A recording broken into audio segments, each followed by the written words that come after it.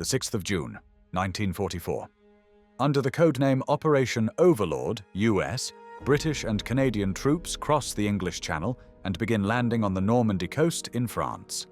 This operation becomes known as D-Day and is the largest amphibious invasion in history, deploying more than 160,000 Allied troops on air, land, and sea. 6 months later, Nazi Germany launches its final major offensive on the Western Front, the Battle of the Bulge, also known as the Ardennes Offensive. Amid brutal winter conditions in the Ardennes forest, the German army hopes to split the Allied forces and recapture the city of Antwerp.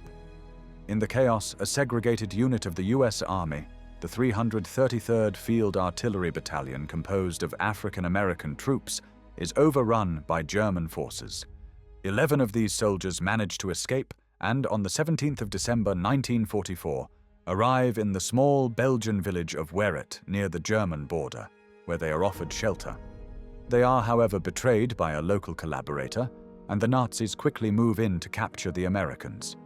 Though the men surrender peacefully, the African-American soldiers are taken to a nearby field where they are brutally beaten, tortured, and executed. Their bodies are discovered 6 weeks later, showing signs of extreme mutilation. This atrocity committed by SS fanatics against US prisoners of war becomes known as the Wereth Massacre.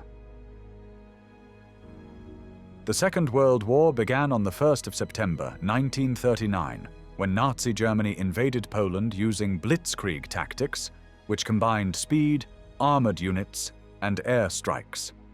This invasion prompted Britain and France to declare war on Germany, initiating the broader European conflict.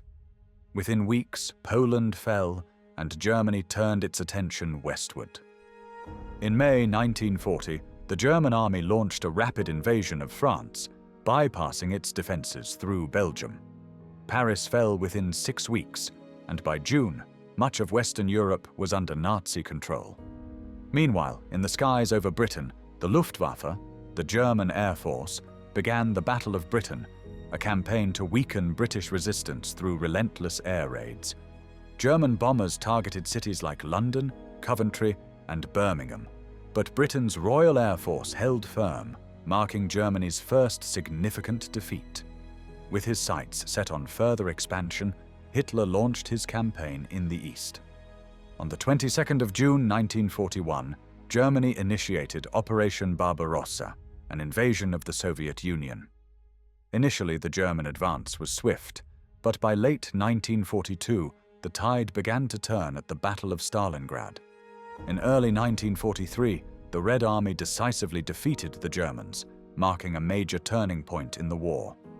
On the 6th of June 1944, the Allies had gained momentum with the landings on the beaches of Normandy, opening a second front in Europe and pushing German forces into retreat. At the same time, relentless Allied bombing campaigns targeted German cities to cripple the country's industrial capacity, resulting in the deaths of thousands of civilians. As the Allied front pushed eastward in late 1944, the 333rd Field Artillery Battalion, a segregated unit of African-American troops, was deployed to the Ardennes region. Having landed in Normandy in early July, the battalion had already taken part in the siege of Brest and fought its way across northern France.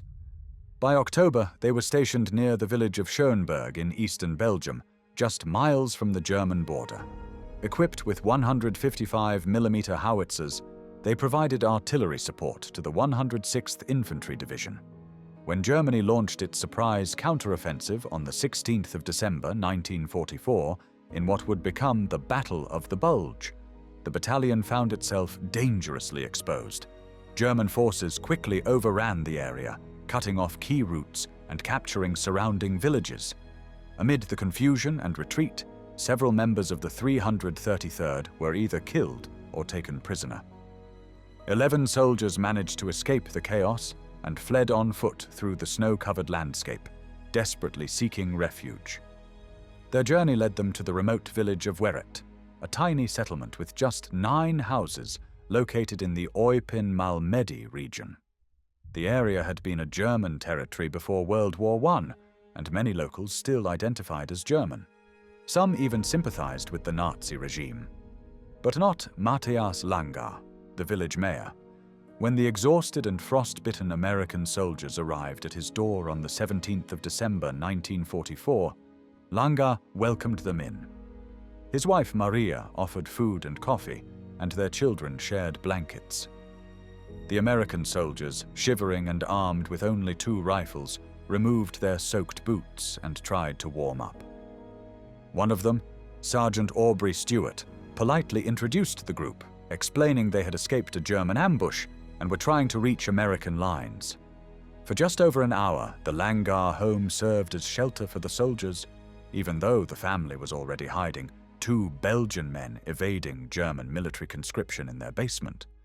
Unfortunately, their presence in the village did not go unnoticed. The wife of a German soldier who lived nearby informed members of the notorious 1st SS Panzer Division that African-American soldiers were hiding in Wereth. Around 4 p.m., a military vehicle pulled up to the Langer house, carrying 4 SS men. The American soldiers surrendered without resistance. The Germans made them sit outside in the cold until nightfall, and then marched them down a nearby road. The Langers expressed their concern about the welfare of the 11 men, but the German officer told them, "Do not worry.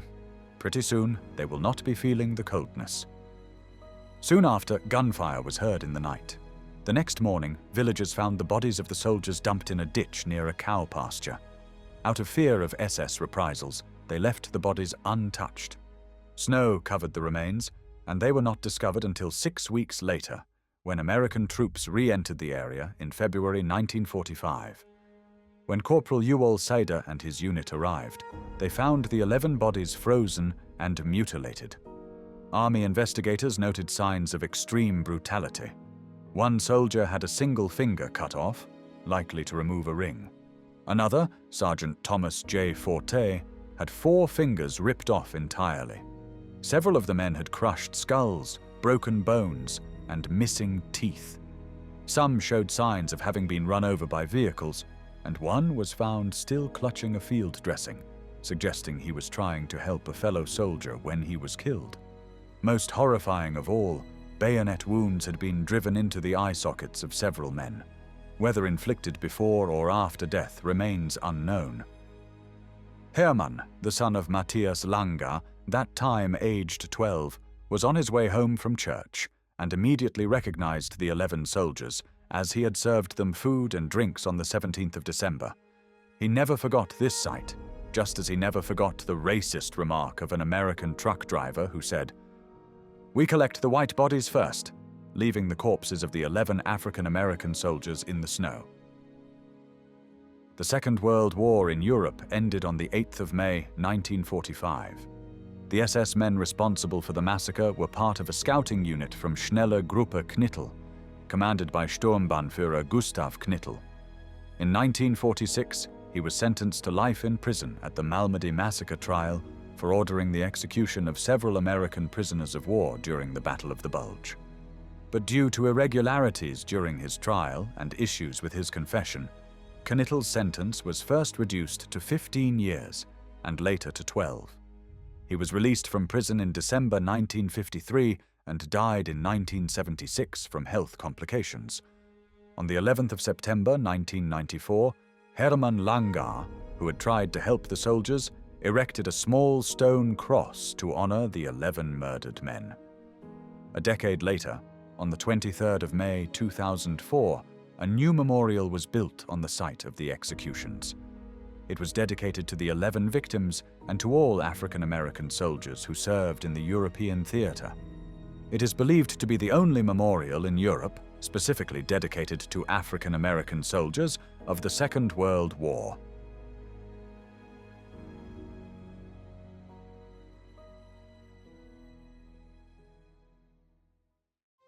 Thanks for watching the World History Channel. Be sure to like and subscribe and click the bell notification icon so you don't miss our next episodes. We thank you, and we'll see you next time on the channel.